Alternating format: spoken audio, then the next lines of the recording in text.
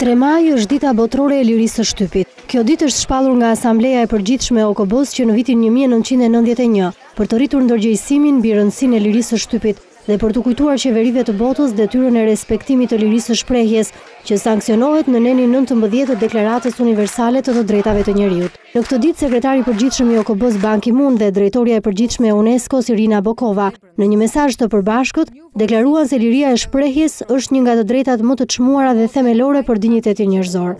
Media e lirë, e pavarur dhe pluraliste janë thelbësore për ushtrimin e saj. Ndryshimet në botën arabe tregojnë pushtetin e aspiratave për të drejtat, kur ato kombinohen me mediat e reja dhe të vjetra.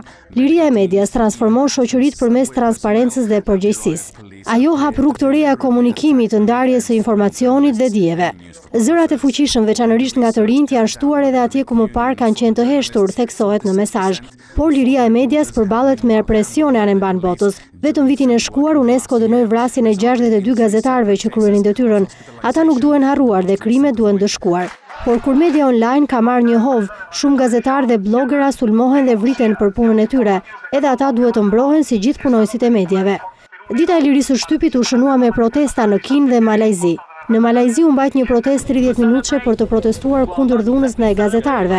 Reporterët u grumbulluan jashtë zyrave të një portali online në Kuala Lumpur. Në këtë tubi morën pjesë gazetarë, pjesëtarë të organizatave të medias dhe banorë, të cilët ishin veshur me rroba të zeza dhe kishin vendosur fjongo të verdha për të shprehur zemërimin ndaj sulmit të kolegëve të tyre gjatë një proteste më 28 prill. Ndërsa në Kinë disa gazeta u botuan me faqe të para bardhë dhe zi, shoqëruar me një fjongo të verdhë për të protestuar kundër dhunës. Sinchu Daily, China Press, Oriental Daily vepruan në këtë mënyrë për të kujtuar lexuesit dhe autoritetet se gazetarët po kryejnë detyrën e tyre. Ata përmendën rastin e rrahjes së njerëzve të shtypit dhe fotografëve pa kohë më parë.